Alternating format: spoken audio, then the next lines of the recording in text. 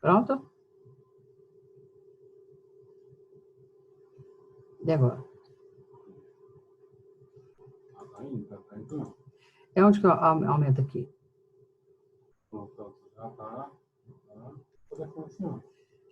Aqui para aumentar minha tela aqui.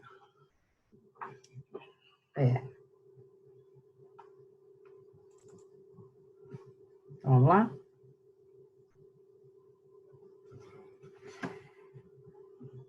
Então, estamos todos a postos? Nayá, já encaminhou o material para os alunos?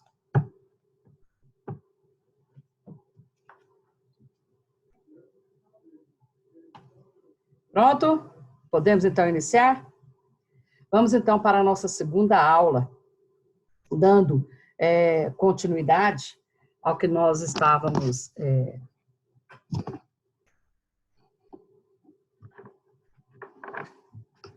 falando. Antes de encerrarmos essa parte da execução por quantia certa, porque nós vamos entrar nos embargos. Eu quero voltar aqui um pouquinho, lá na penhora. Vamos voltar um pouquinho.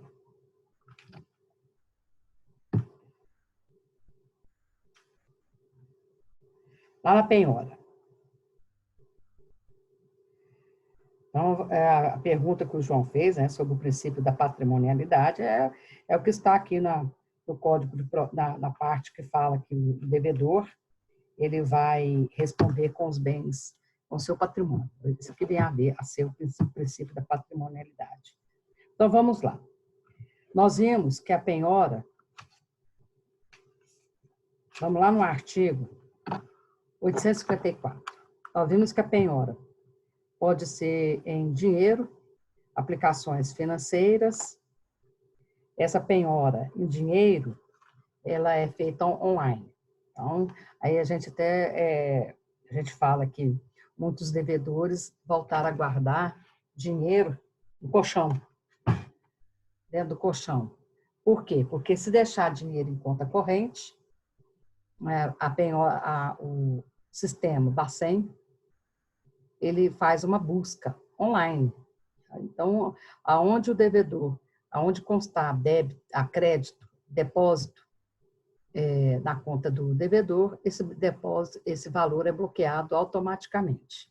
Aí a gente brinca, tem muita gente que está guardando dinheiro no colchão exatamente para fugir da penhora online, porque sabe que se deixar o dinheiro lá em conta,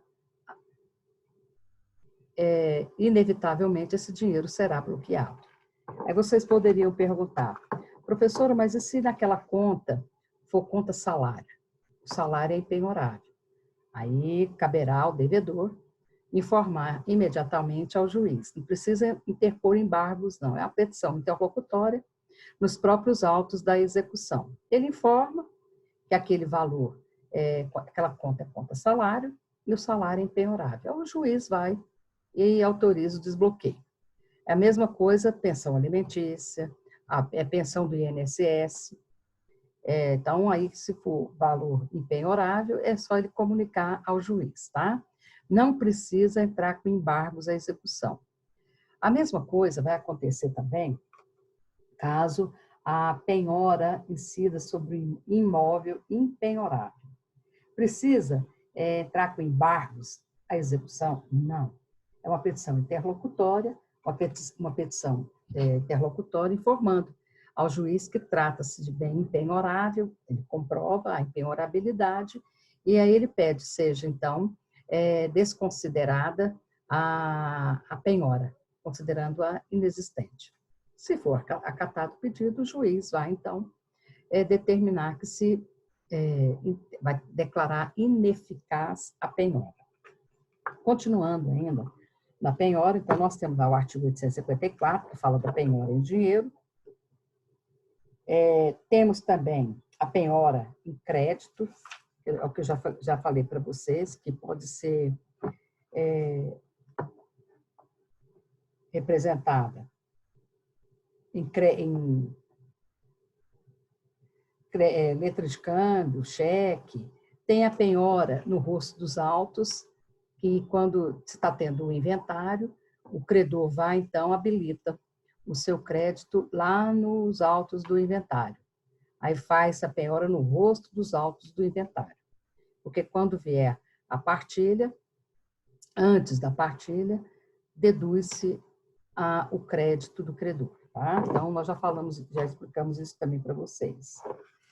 Temos a penhora das cotas de ações das sociedades, que está prevista aqui no artigo 861.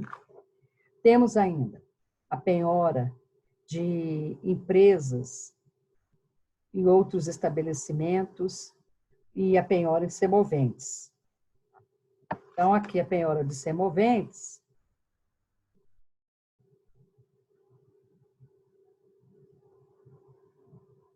está aqui, nos artigos 862 a 865. Temos ainda a penhora de percentual de faturamento da empresa, que está na hipótese aqui do artigo 866. Se o executado não tiver outros bens penhoráveis ou, tendo-os, esses forem de difícil alienação ou insuficientes para saldar o crédito executado, o juiz poderá ordenar a penhora de percentual de faturamento da empresa. Vocês se recordam que nós falamos para vocês da gradação legal da penhorabilidade. Então, tem que obedecer aquela gradação. Então, aqui, o faturamento da empresa só se dentro daquela gradação legal. A penhora de percentual de faturamento da empresa observar-se-á, no que couber, o disposto no quanto ao regime de penhora de frutos e rendimentos de coisa móvel e imóvel. Então, vem aqui, da penhora de frutos e rendimentos de coisa móvel e imóvel.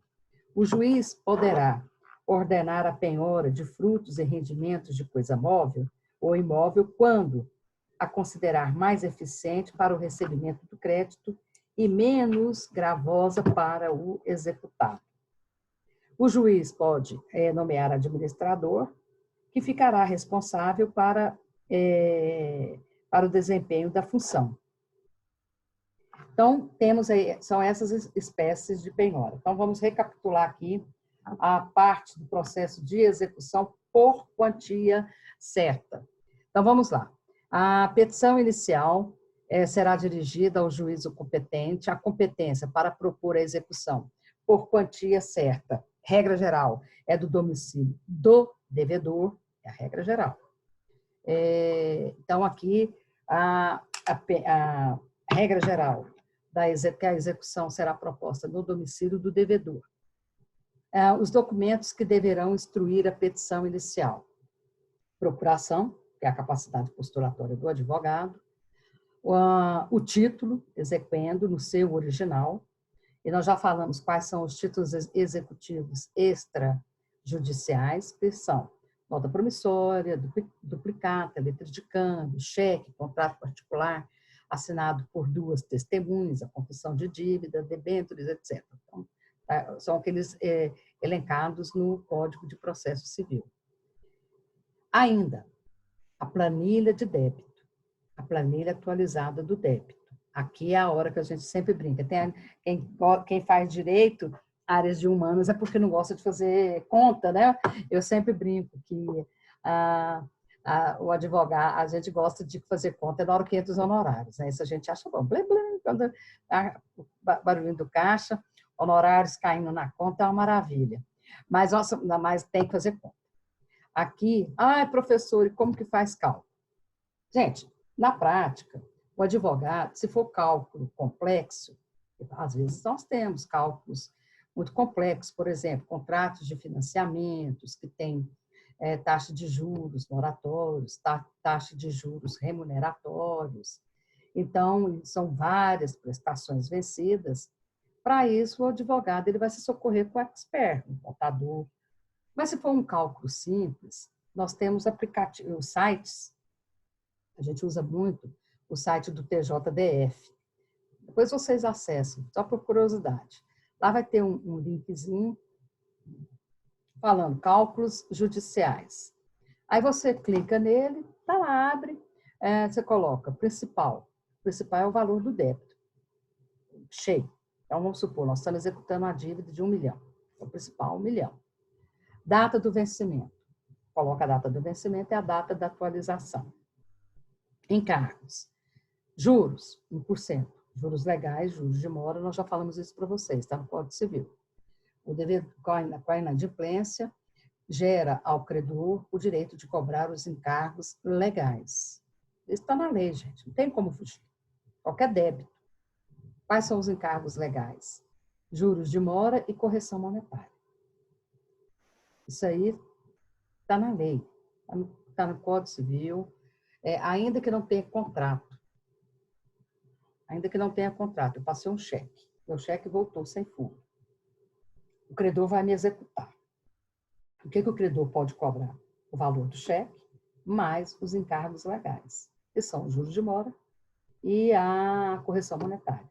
Ah, professora, não tem multa, não? Não, porque a multa, o próprio nome fala, multa contratual. A multa, ela está prevista no contrato.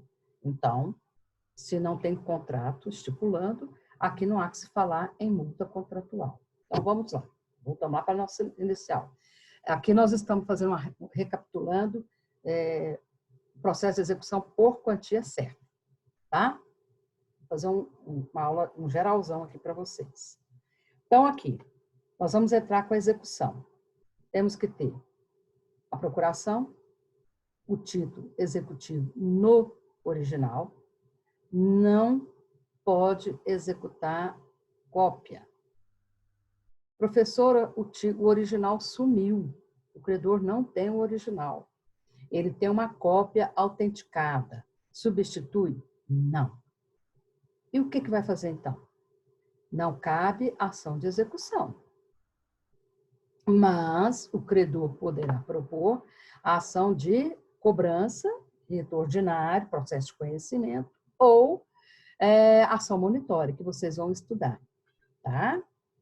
Então, vou ter que ter procuração, o título executivo original e a planilha do débito. É obrigatória a planilha? É sim. Está lá a petição inicial será instruída.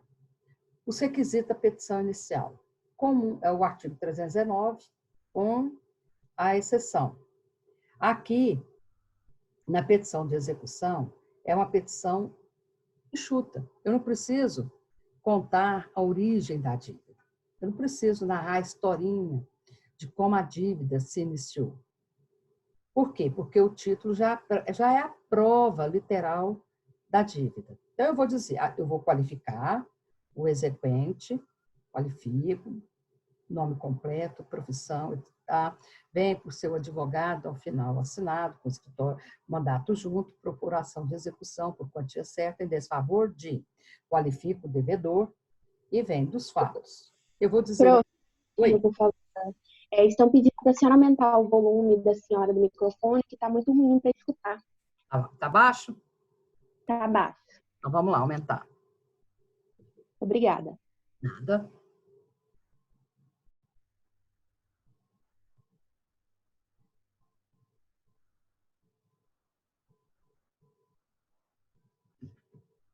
Deixa eu ver aqui.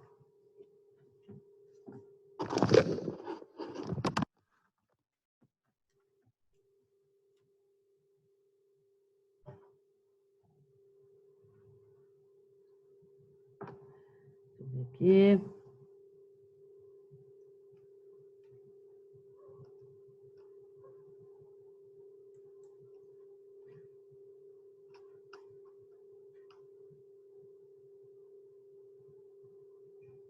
Melhorou? Alô? Sim, prof, melhorou. Para mim, pelo menos, está melhor. Tá melhor? Tá. Então, vamos lá. Continuando aqui. Então, vamos lá. Aí, para propor, então, a execução, eu tenho que ter o título original e a planilha. Na petição inicial, nós vamos qualificar o exequente, o executado e dos fatos.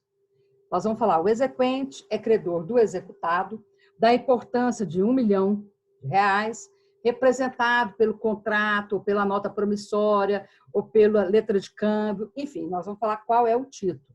Vencido no dia tal e não pago. O débito hoje devidamente atualizado importa em, vamos pôr um exemplo, R$ 1.800.000, conforme se comprova da planilha atualizada anexo. Tá aí. Olha o fato. O fato é esse. O crédito e a inadimplência. Aí no segundo parágrafo eu vou dizer, infrutíferas foram as tentativas para a solução amigável do débito, não restando outra alternativa ao credor, senão propor a presente execução nos termos tais do artigo do Código de Processo Civil. Se quiser, aí eu falo, na aula de prática, nós vamos na aula de prática fazer a petição de execução, para a aula de prática, eu vou pedir para vocês citarem o artigo, até para vocês aprenderem a redigir. Mas precisa? Não precisa, mas nós vamos colocar aqui, de acordo com o artigo tal do Código de Processo Civil, verificada a inadimplência do devedor, cumpra ao credor, promover a execução, tarará, são títulos executivos, tais. Então, verificada a inadimplência, o não pagamento, cumpra ao credor promover a execução. Está aí o fato. Enxuta, a petição enxuta. Eu sempre brinco que a petição inicial da execução é aquela petição enxuta, sem gordura, sem estria, sem celulite, a petição enxutinha, enxuta, bonitinha. Então, agora do direito. Aí vem a fundamentação jurídica e dos pedidos. O que nós vamos pedir para o juiz? Isto posto, requer a Vossa Excelência se digne em determinar a citação do devedor para pagar o débito no importe de tanto, que deverá ser devidamente atualizado por ocasião do efetivo pagamento, no prazo de 3 dias, ou querendo interpor embargos à execução no prazo de 15 dias. Requer ainda a intimação da esposa, ou se for do esposo, da devedora ou do devedor, para os devidos fins. Pode, na inicial, o credor já indicar o bem a ser penhorado? Pode. Se se tratar de execução com título em garantia, que já tem o próprio bem, então a penhora obrigatoriamente recairá sobre aquele bem, a não ser que o credor renuncie essa preferência. Mas se no contrato já tiver o bem dado em garantia, a penhora incidirá sobre o bem dado em garantia. Mas se não tiver garantia, aí o credor poderá já indicar bens à penhora. Aí vem, indica bens à penhora, requer que seja inscrita e averbada a execução nos cartórios de protesto para os devidos fins, é a negativação erga omnes, para dar efeito para todo mundo. E vem o valor da causa. Qual é o valor da causa no processo de execução? Está lá no artigo 325 do Código de Processo Civil, que fala: o valor da causa no processo de execução é o somatório do principal e seus acréscimos. Então, exceto os honorários de advogado, tá, gente? Esse aí a gente não coloca no valor da causa, não. E por que não coloca? Porque, de acordo com o novo Código de Processo Civil, o juiz é que vai fixar o valor dos honorários, até 10%. Então, a gente não coloca o valor dos honorários, não. É o principal, juros, correção monetária, os encargos legais. E os encargos contratuais, se tiver, que é multa contratual, juros remuneratórios, se tiver contratado. Aí esse é o valor da causa. No processo de execução, a gente protesta por produção de provas e audiência? Não. Nós já falamos isso para vocês. No processo de execução, não há, repito, produção de provas. Por quê? Produção de provas é no processo de conhecimento, é no processo de cognição, onde o juiz vai exaurir todas as provas para conceder ou não o direito pleiteado. No processo de execução, a prova já está constituída, que é com o título executivo.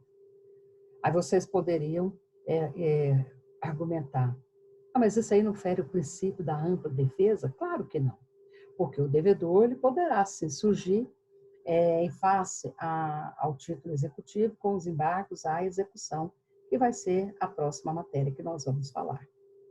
Então, no processo de execução, não se protesta por produção de provas e tampouco se requer audiência. Não tem esta fase no processo de execução. Não existe audiência de conciliação no processo de execução. Não existe. Por quê? Porque o devedor ele é citado para cumprir a obrigação. No caso da execução por quantia certa, o devedor ele é citado para pagar. Nós já estudamos as demais espécies de execuções. Na execução de obrigação de fazer, nós vimos que o devedor ele é citado para cumprir a obrigação. Na obrigação de entregar coisa certa, ele é citado para entregar a coisa. E na obrigação de não fazer, mesma coisa. Então, aqui na obrigação de pagar, o devedor ele é citado para pagar a quantia. Aqui,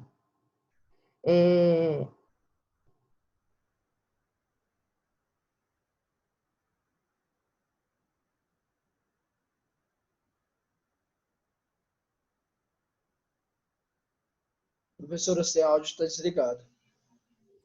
Liguei. Então, aqui na execução por quantia certa, o devedor ele é citado para pagar. Então, não existe produção de provas no processo de execução e tampouco audiência de conciliação. Vocês poderiam falar: professor, eu vi um modelo de petição na internet em que lá no modelo está protesta por produção de provas. Nós já falamos isso para vocês, eu não me canso de repetir. Modelos da internet, nós temos que tomar muito cuidado. Muito cuidado. Tem petições excelentes. Nossa, tem petições que são peças divinas, que são dignas de a gente realmente guardar nos arquivos, mas, em contrapartida, nós temos peças que são imprestáveis. Então, cabe a nós que estamos procurando o modelo, lê-la com cuidado, pega o código, vê se essa petição está devidamente atualizada e aproveitar o que se pode aproveitar. Aquilo que não for aproveitado, você despreza. Então, muito cuidado, tá, gente? Muito cuidado. Quando vocês forem pegar modelos na internet, faça uma leitura atenta, leiam com atenção, para ver se pode ou não aproveitar o inteiro teor da peça. Se não, aproveita, pode ser aproveitado. Então, não protesta por produção de provas no processo de execução.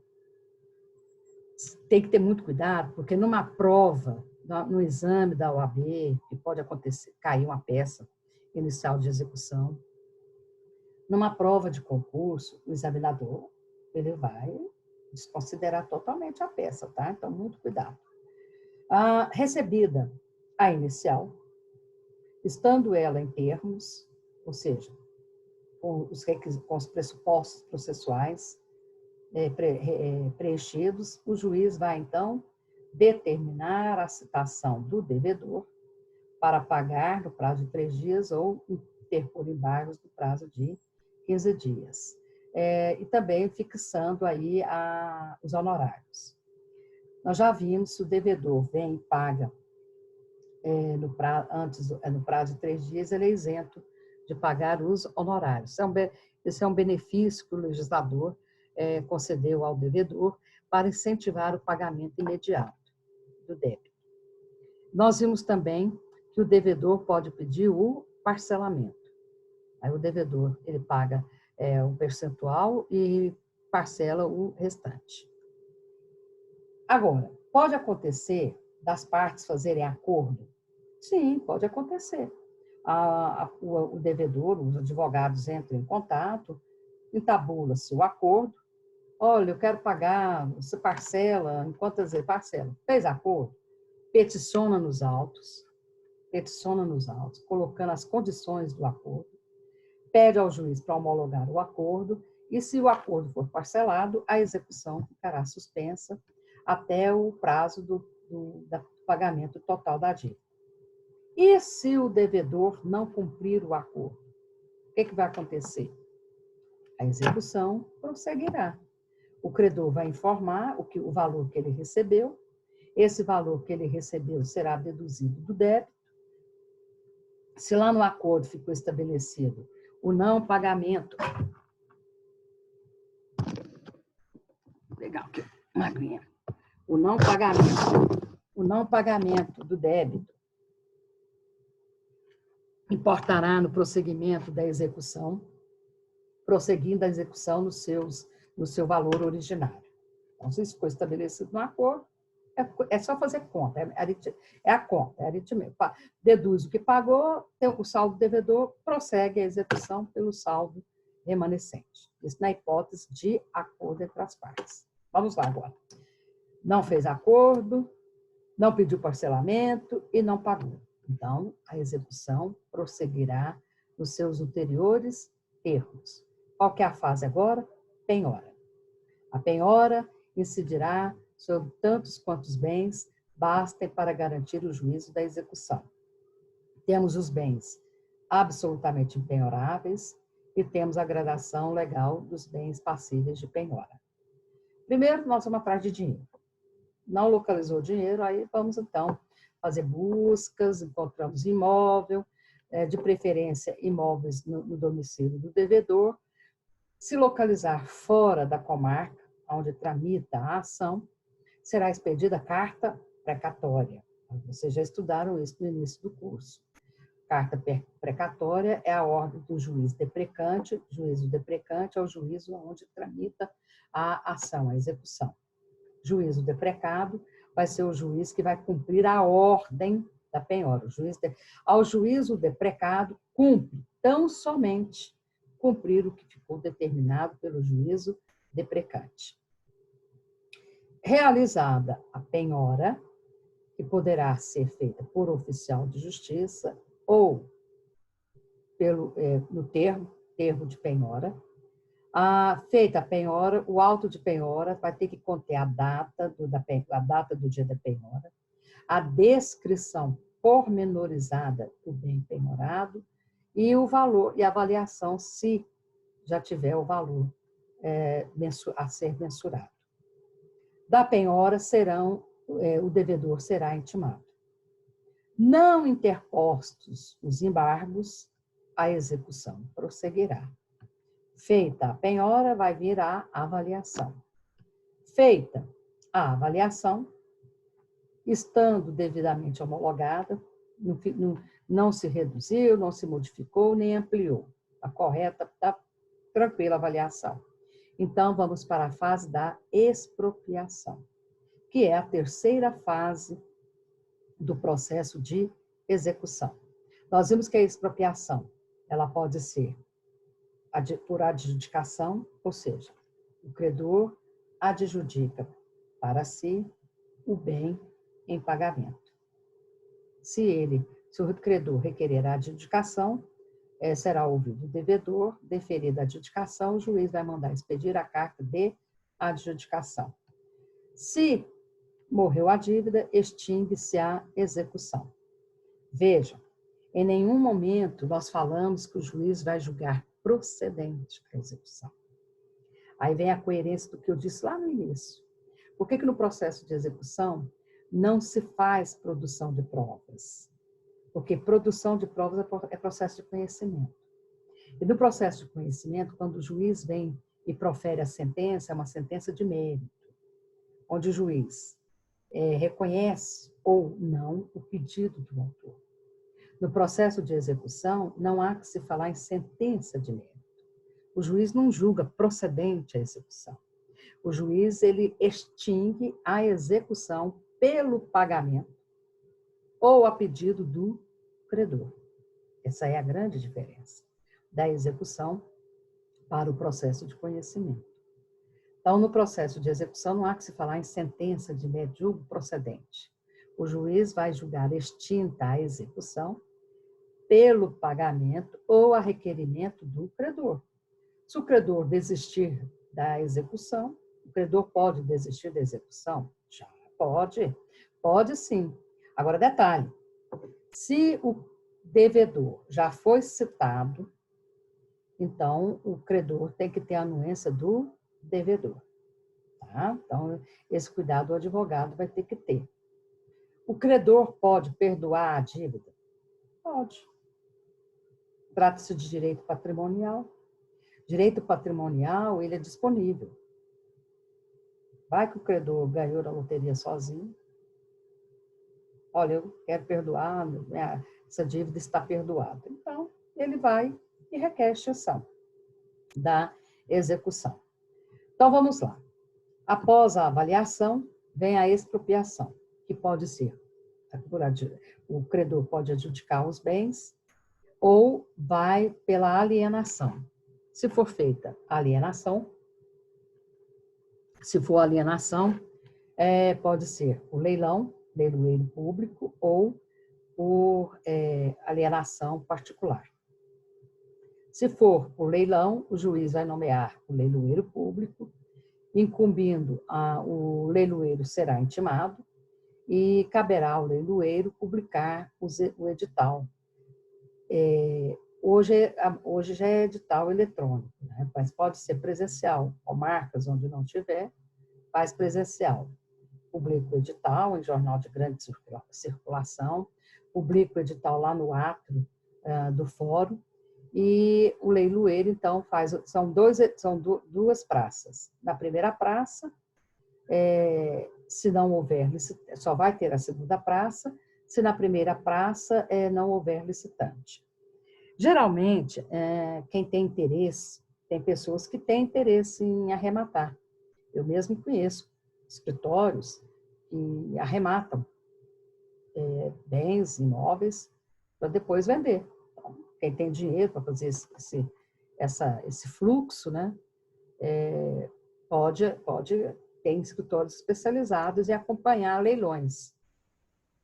Fica uma pessoa encarregada só de ler diário, ler os jornais de grande circulação, acompanhando os leilões, para ver se tem alguma coisa interessante para arrematar. Inclusive imóveis semoventes, imóveis. Então, tem gente que tem muito... É um mercado. É um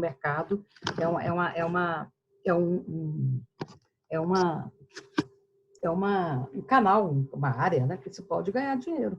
Eu tive um ex-aluno que o escritório dele era especialista nisso. Eu não sei se ele ainda continua, mas ele, durante muito tempo, ganhou muito dinheiro, porque não é que compensa, depende. Depende do bem, depende do valor da avaliação, porque nós vimos na primeira aula que a avaliação ela tem que ser real. A avaliação ela não pode ser feita com valor inferior em detrimento do patrimônio do devedor. Então, por isso que tem que ter uma avaliação justa, porque o valor da avaliação vai refletir lá na hora da arrematação.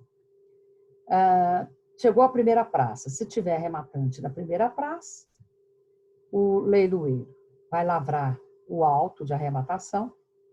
Da arrematação, ele vai lavar o termo de arrematação e o juiz, então, vai determinar que seja lavrado o auto de arrematação. Lavrado o auto de arrematação, pronto, o arrematante, nós vimos quem pode arrematar, o arrematante passará a ser, então, o proprietário do bem. Com essa carta de arrematação, ele vai lá no cartório de registro civil para registrar que ele agora é o proprietário. E o credor? O credor vai, então, levantar o dinheiro da arrematação. Se o fruto da arrematação, se o dinheiro da arrematação for suficiente para quitar a dívida, extingue-se a execução. Aí vocês pode acontecer. E se o valor da arrematação for superior ao débito? Então, o credor vai lá, levanta o seu débito. O débito está lá. Vamos supor que o débito é 1,5 milhão e a arrematação foi 2 milhões.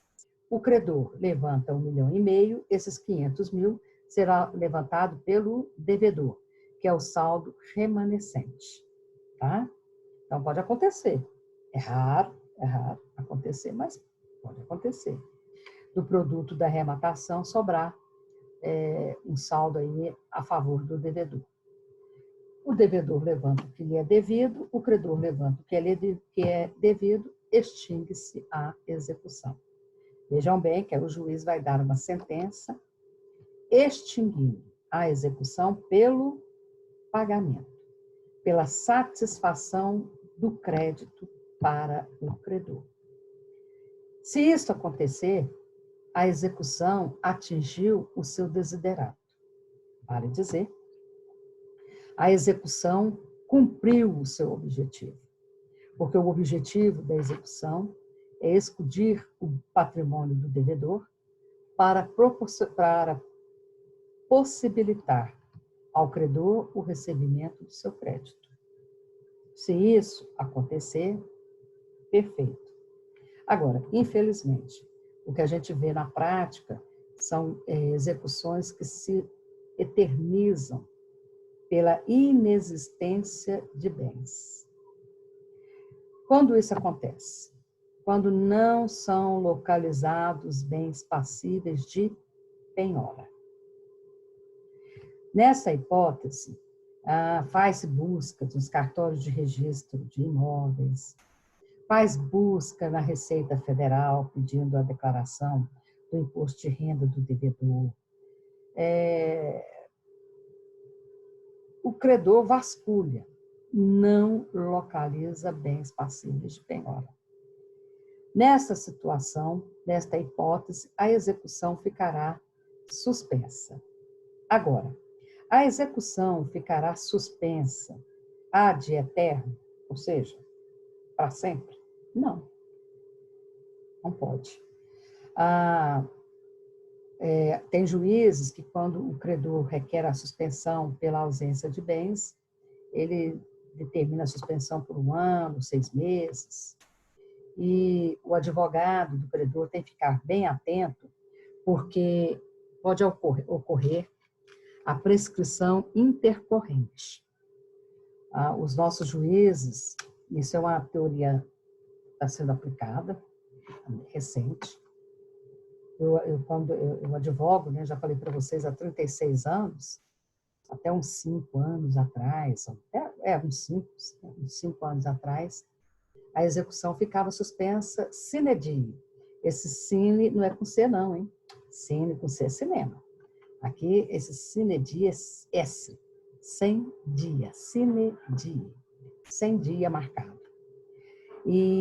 Mas aí aí os advogados, eu falo que os advogados, juntamente com os juízes, que são os que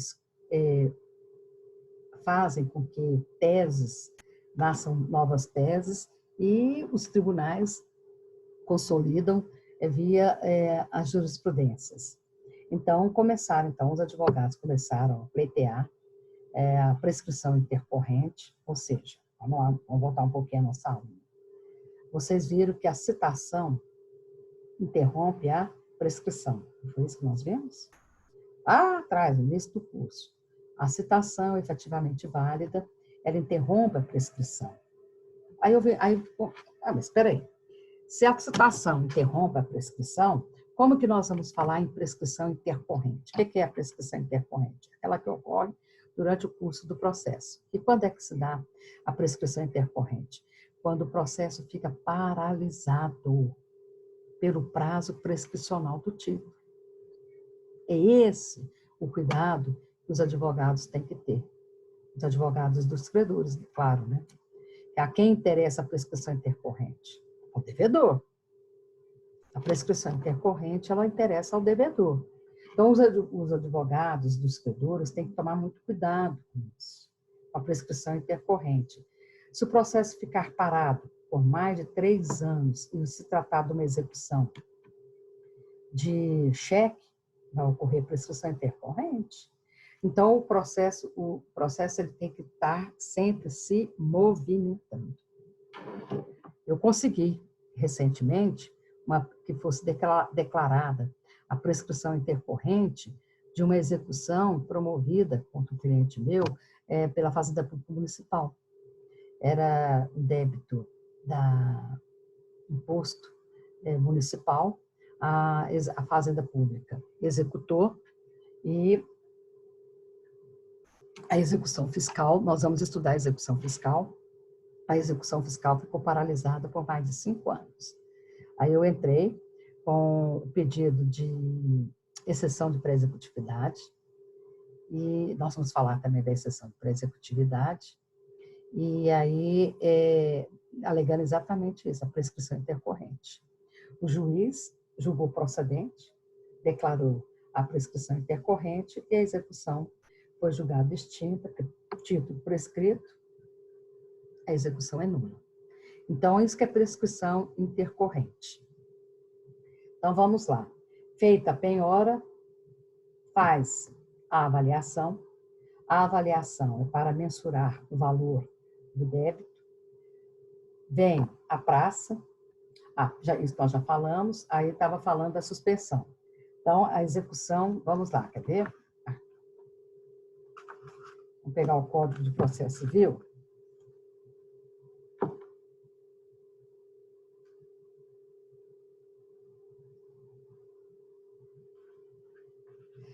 Aqui, da satisfação do crédito. É o artigo 904. A satisfação do crédito exequendo far-se-á pela entrega do dinheiro, din-din, da conta, pela adjudicação dos bens penhorados.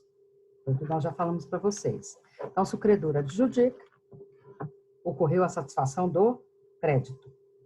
O juiz autorizará que o exequente levante até a satisfação integral de seu crédito o dinheiro depositado para assegurar o juízo. Ou o produto dos bens alienados, bem como do faturamento da empresa, ou de outros frutos e rendimentos de coisas ou empresas penhoradas quando a execução for movida só a benefício, só um minutinho, for movida só a benefício do exequente singular, a quem, por força da penhora, cabe o direito de preferência sobre os bens penhorados e alienados. Não houver sobre os bens alienados outros privilégios ou preferências instituídos anteriormente à penhora. Durante o plantão judiciário, veda-se a concessão de pedidos de levantamento de importância em dinheiro ou valores ou liberação de bens apreendidos. Ao receber o mandado de levantamento, o exequente dará ao executado, por termo nos autos, quitação da quantia paga. A expedição de mandado de levantamento poderá ser substituída pela transferência eletrônica do valor depositado na conta vinculada ao juízo para a conta indicada pelo exequente. Aqui eu vou fazer uma observação para vocês, tá? Nesse tempo de pandemia, os levantamentos estão sendo feitos nessa modalidade, viu, gente? Eletrônica. A parte, o credor informa para o juiz os dados da conta bancária, agência, conta, tem que se dar conta do credor. A agência, conta, número, aí o juiz expede o mandado, já informando para o banco os dados para a transferência eletrônica. Até porque então, para evitar que a parte vá, o advogado ou a parte vai ter que ir lá no banco nesse tempo. Então, hoje está sendo feito dessa forma, tá? No Brasil inteiro. É a transferência eletrônica. Então, aqui. pago ao exequente o principal, olha aqui, principal, juros, as custas e os honorários, a importância que sobrar será restituída ao executado. É o que eu falei. É raro acontecer, mas pode acontecer. Então, primeiro tem que pagar tudo, o principal, juros, correção monetária, as custas e honorários do advogado e do credor. Se sobrar dinheiro, se sobrar, é o saldo remanescente, esse valor é devido ao devedor. Havendo pluralidade de credores ou exequentes, o dinheiro será distribuído e entregue consoante a ordem das respectivas preferências. Nós já falamos para vocês que pode tem uma penhora de um bem. E tem nessa penhora tem vários credores. Quem vai receber primeiro? O credor que tiver a preferência, que é o credor hipotecário. Depois que vão vir as outras penhoras. Então, o direito de preferência. Então, recebe o primeiro, se sobrar dinheiro, o segundo, e se não sobrar, o segundo credor vai ficar a ver literalmente navios. Ele fala, fulano ficou vendo navios. Tá aí, o significado. Tá vendo, ficou, dançou. Ou então, no linguajar popular, o credor dançou. Então, continuando. Os exequentes formularão as suas pretensões, que versarão unicamente sobre o direito de preferência e anterioridade à penhora. E apresentadas as razões, o juiz decidirá. Pronto. Está aí. Assim, nós findamos o processo de execução por quantia certa. Aí nós vamos ver, tá? A próxima etapa, nós vamos ver os embargos, tá, gente? Porque qual foi a nossa dinâmica? Aqui, a nossa dinâmica foi falar do processo de execução sem a interposição de embargos. Com a interposição dos embargos, o que vai acontecer? Se os embargos forem recebidos no efeito suspensivo, suspende a execução. Julgados os embargos, se os embargos forem procedentes, prosseguirá a execução nos seus ulteriores termos. Parou na penhora, né? Aí vai vir a avaliação e a expropriação. Eu quero ver aqui o artigo que fala da suspensão.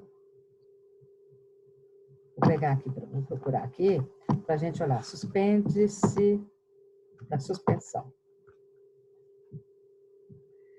Vamos pegar aqui da suspensão, tarará, tarará. Da suspensão do processo. Vamos lá, artigo 102.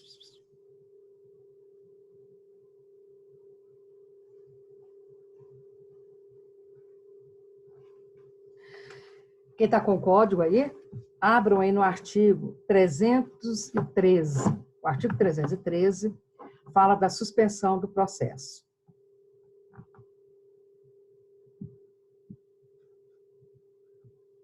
Suspende-se o processo pela morte ou pela perda da capacidade, pela convenção das partes. Lembra que eu falei do acordo? Que aqui pode fazer acordo. Então, se foi feito acordo no processo de execução, pode fazer acordo.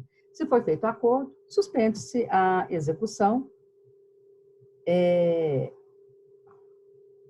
Suspende-se a execução. Suspende a execução pelo acordo, enquanto perdurar o acordo. O processo, a suspensão, quando não encontrar bens, o prazo de suspensão nunca poderá exceder 1 ano. Aqui na hipótese do parágrafo 5º.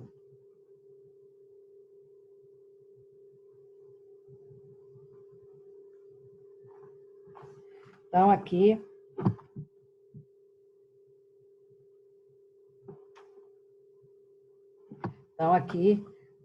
são as hipóteses de suspensão do processo. No caso da execução, extingue-se a execução pelo pagamento, pela adjudicação ou por desistência. Vou ver se tem mais alguma consideração aqui a ser feita, porque aí, na próxima aula, nós vamos Estou dando uma olhada aqui para ver se tem mais alguma coisa. Aqui, vamos lá no artigo 270. Na verdade, era esse artigo aqui que eu queria. Vamos lá.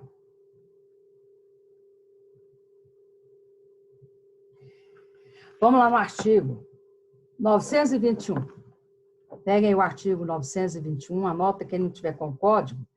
Em casa está fácil. Vocês agora, todas as vezes, quando for assistir às nossas aulas, já pega o Código de Processo Civil, já abre aí, para facilitar a nossa vida. Põe um código aí do lado de vocês, juntinho com o material de pesquisa, que é cada um na sua casinha. Então, fica mais fácil.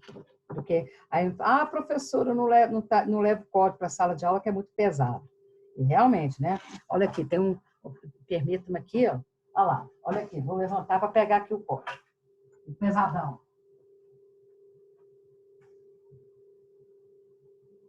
Viu? Ó, né? É só... Ó. Aí. Como é que nós estamos? Vai carregar um código desse tamanho. Então, aí não dá. Então, vamos pegar outro código aqui.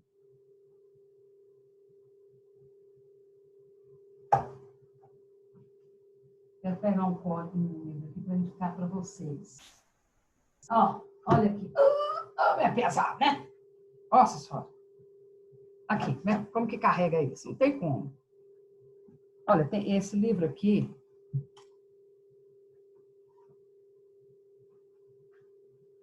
Ó, esse livro aqui é Execução e Recursos, Comentários ao CPC de 2015, do Fernando Fonseca Gajardoni. Indico, viu, para vocês. Também, um livro também de processo civil. Manual de Direito Processual, do Renato Montanhs de Sá. Excelente, viu? Tá aí, indicação para vocês. Então, vamos lá. Eu tenho esse código pequenininho. Depois, quando as aulas começarem, eu vou sochar um desse pequenininho, que aí fica fácil. Esse mini aqui é fácil de carregar. Então, vamos lá. Abriram aí no artigo 921, da suspensão do processo de execução. Suspende-se a execução, nas hipóteses do artigo 313, aquele que nós acabamos de ler, a 315, no que couber. No que couber, tá? Uma das hipóteses é aquela convenção, ou por morte de uma das partes, ou do procurador, né? No todo ou em parte, quando recebidos com efeito suspensivo os embargos à execução. Toda hora eu tenho falado isso. Se os embargos forem recebidos no efeito suspensivo, suspende-se a execução no todo ou em parte. Eu vou explicar isso para vocês na próxima aula. Quando o executado não possuir bens penhoráveis. Olha o que eu havia dito, está aqui na lei. Se o executado não possuir bens penhoráveis, a execução ficará suspensa. Na hipótese do inciso 3º, que é da inexistência de bens penhoráveis, o juiz suspenderá a execução pelo prazo de 1 ano, durante o qual se suspenderá a prescrição.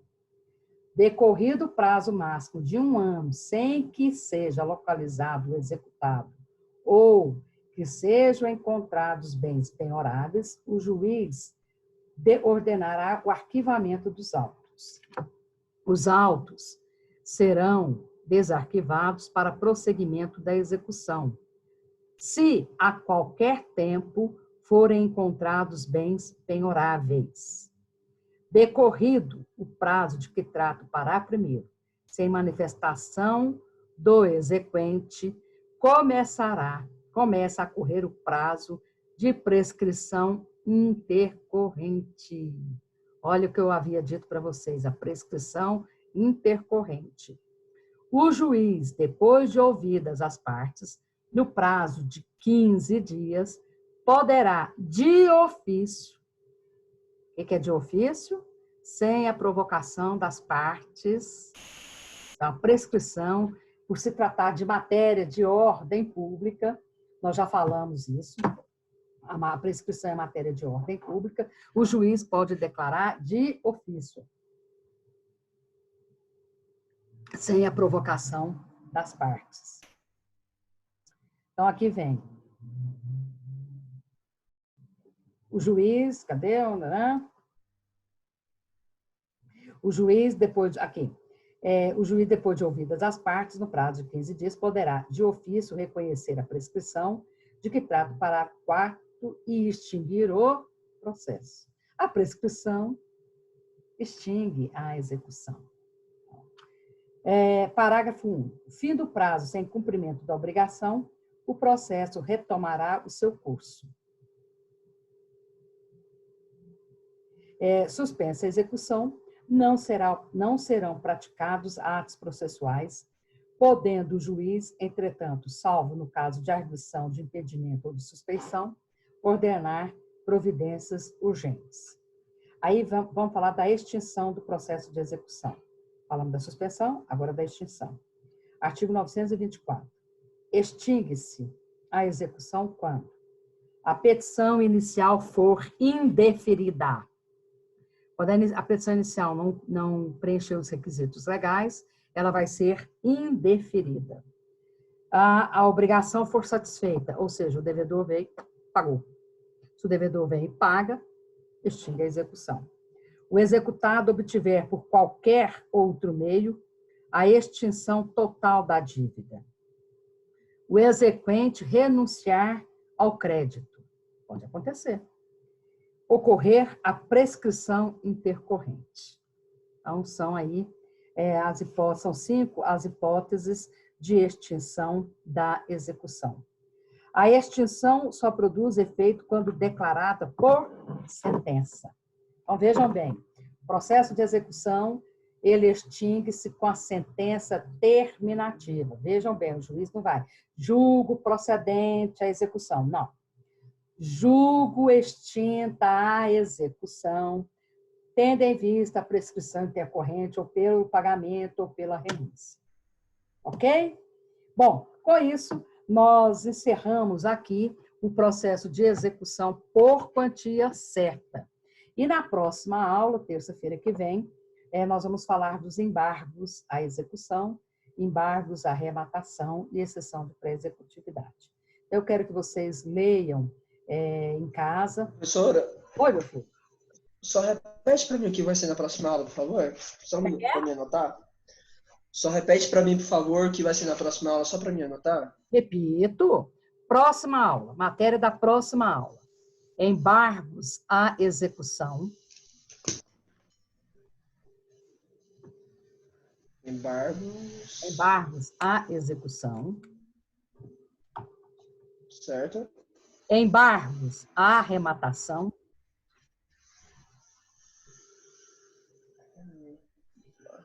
Certo. Exceção de pré-executividade. Certinho. De pré-executividade. Muito obrigado, tá, professora? Vocês têm alguma pergunta a fazer? O material eu já mandei para o WhatsApp da representante. Se tiver alguma pergunta, gente, para fazer, pode encaminhar para a representante e ela me encaminha por WhatsApp e eu respondo para vocês. Eu mando a resposta por escrito, tá?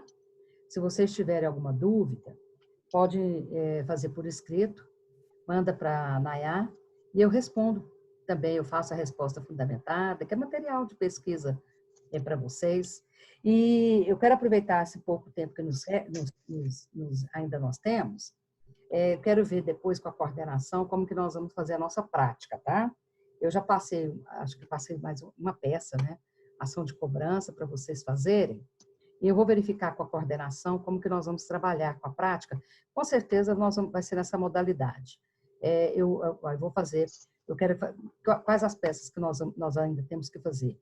Eu quero fazer uma execução, uma petição de execução, contestação, impugnação, e uma sentença, tá? E aí eu vou ver, então, com a coordenação, como que nós vamos trabalhar e, posteriormente, a gente fala sobre a prática. ficamos combinados. Se vocês quiserem mandar perguntas, podem mandar, que eu vou responder. E quero aproveitar... Professora, Fala. professora, a senhora poderia repetir as peças? Não, calma lá. Calma. Quem está falando? Deuselita. Joselita, calma lá. Essas peças não é para vocês fazerem ainda, não. Vamos ver quais as peças que vocês já fizeram e quem não fez tem que fazer, porque já foi marcado, já foi feito em sala de aula. Quais foram as peças que nós já fizemos? Quem ainda não fez tem que fazer, porque essas já foram marcadas, inclusive a gente comentou em sala de aula. Procuração, a petição inicial da ação de indenização e uma ação de cobrança que eu passei. Então, são 3 peças, salvo engano. Confere? Não, professora, a ação de cobrança ainda não. Não passei para você, não, Nayá? Ainda não, professora. Então, A ação de cobrança. É a Nayá que está falando? Não, é a Marta. Não, então eu tenho que ver De cobrança ainda não. a Nayá que está falando agora? Agora sim, prof. Então tá. Então, ótimo, Nayá. Eu vou passar, então, a ação de cobrança. Tá? Eu vou passar para o seu WhatsApp a ação de cobrança. Ok. Professor, me dá um minuto? Dou. O que acontece? Conversando aqui com o pessoal aqui da sala e tal, o que eu queria te pedir? A aula foi legal, foi boa. Porém, esse novo método, né, que nós estamos tendo que adaptar é um pouco mais maçante. Então, o que nós pedimos? Então, ficamos um pouco perdidos. Eu queria que na próxima aula você compartilhasse a tela com o conteúdo e acompanhasse o Não, eu vou fazer o seguinte. conteúdo. Não. Eu não vou compartilhar a tela, não. O que eu vou fazer? Eu vou fazer igual eu fiz, né? Porque, infelizmente, esse material não chegou até vocês. Eu prefiro fazer o material, eu vou encaminhar igual eu fiz agora. Eu vou encaminhar por WhatsApp. Não, já ajudou muito, porque... Exatamente. Não, mas é porque eu mandei com antecedência. Esse material está lá no Classroom, eu não sei por que houve esse problema no código, mas eu já inseri esse material lá no Classroom há quase 2 semanas que ele está lá disponível, tá? Então, foi um problema de falha técnica, e aí eu realmente não sei como que aconteceu, nem o que faz para resolver. Então, eu prefiro, eu vou fazer já o material e vou já encaminhar. Eu vou encaminhar para vocês, vou encaminhar para a Nayá, pelo WhatsApp, e a Nayá já para vocês. E aí vocês acompanham na casa de vocês com o material em mãos. Eu prefiro assim. Professora, a senhora poderia... Professora, Fala. a senhora poderia repetir as 3 peças que a senhora já pediu? Repito. Procuração. Petição inicial de indenização por danos morais e danos materiais.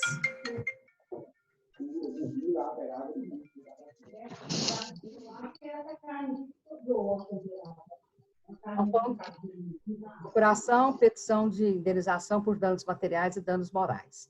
E agora eu vou passar, hoje ainda eu vou passar a ação de cobrança. Tá? Prof, quanto à aplicação de cobrança e outros materiais, ela poderia mandar também para a gente, já que nós não conseguimos acessar o Classroom, o link dessa aula. Calma. Calma lá, calma. A aula de prática não foi disponibilizada no Classroom. Não é a questão da aula de prática, eu quero o link dessa aula, porque a gente só acessa aulas gravadas agora com o link. Não consegue acessar mais sem o link.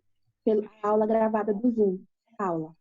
Não, a orientação que a gente tem é pegar o link e colocar no Classroom. Então, nós vamos ter que seguir isso e ver o que está acontecendo com esse código. Parece que vai colocar disponível no YouTube, viu? Sim, aí a gente não conseguiu acessar o código, ela poderia... Não, no YouTube... Sim, mas todos têm com o link. Sem o link, a gente não acessa nenhum. Calma lá. No YouTube, eu já passei para a Nayá o YouTube. Vocês acessaram? A aula do YouTube? Eu mandei o link do canal. Tá todo mundo acessando o canal. Então, do YouTube, vocês assistiram? Uhum. Todo mundo assistiu? Sim. A aula de 20 minutos. Mas... Algumas pessoas. Tá, bom. Mas tá lá disponível. Essa aula vai ser disponível até quando lá, professor? Ah, meu filho, não faz pergunta difícil, não. Essa é pergunta de vestibular.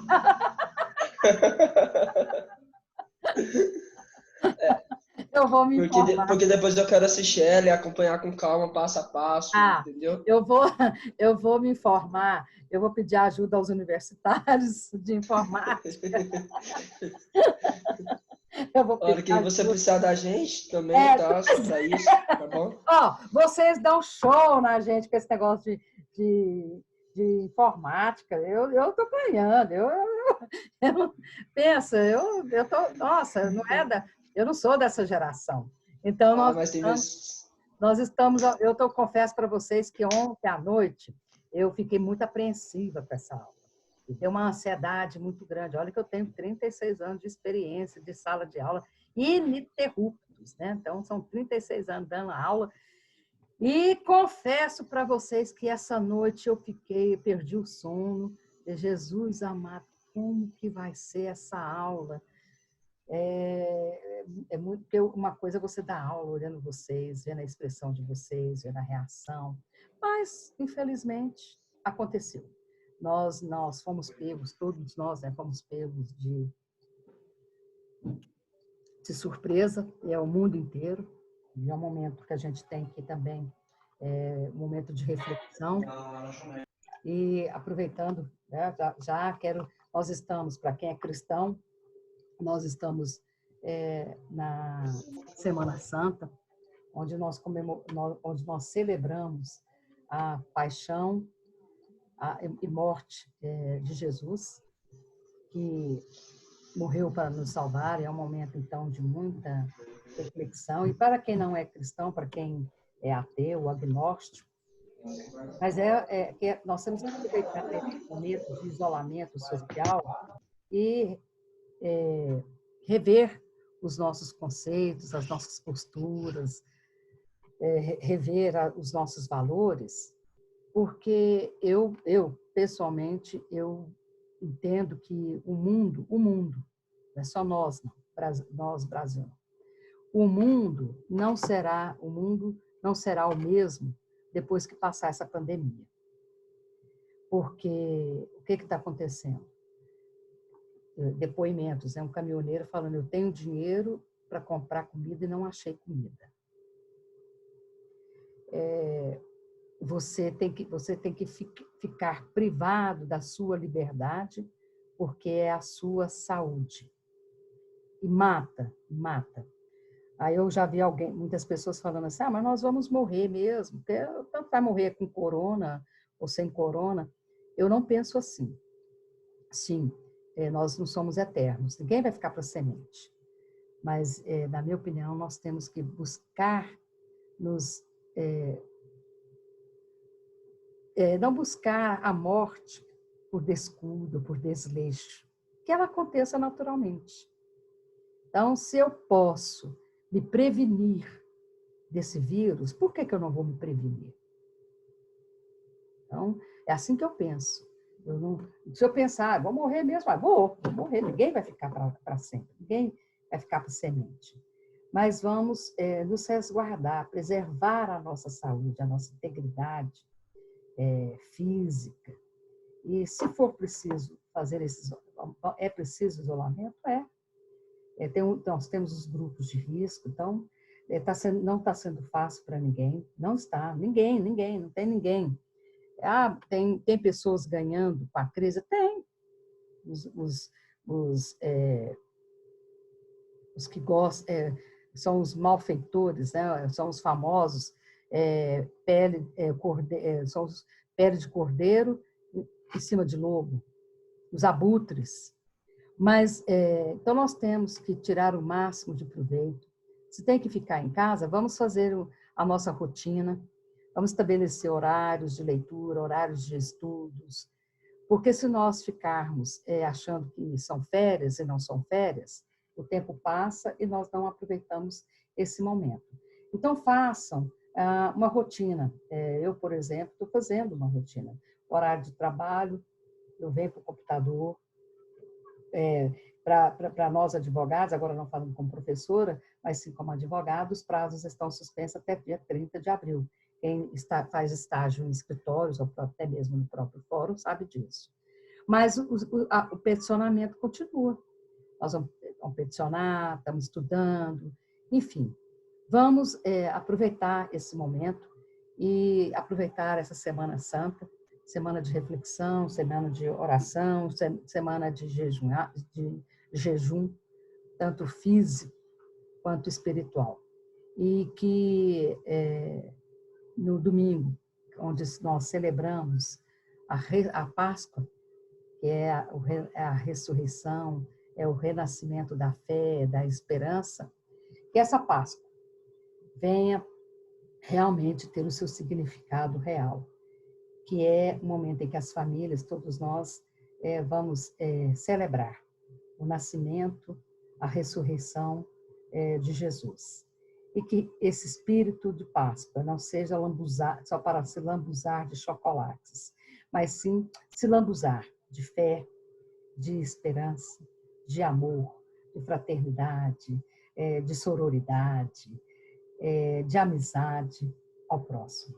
São meus votos, os meus sinceros votos, e que vocês, cada um nos seus lares, recebam uma chuva de bênçãos, como esse sol lá fora que está nos iluminando, que venha essa luz sobre todos nós, nos abençoando e nos livrando desse vírus, para que nós possamos muito, mas muito em breve, voltar às nossas atividades normais. E eu fico aqui no aguardo. Se vocês quiserem enviar perguntas, podem passar para a representante, e aí eu vou responder e já vou preparar o material da próxima aula para enviar com antecedência, quando for terça-feira, esse material já esteja em mãos com vocês. E vou também me informar por quanto tempo ficará disponível a gravação lá no YouTube, para vocês poderem assistir com tranquilidade. Então, fica aqui meu caloroso abraço, que vocês tenham uma excelente semana, uma feliz Páscoa para todos vocês. E que esse ovo de Páscoa seja lambuzado, que vocês se lambuzem. Com amor, com esperança, com fé, solidariedade.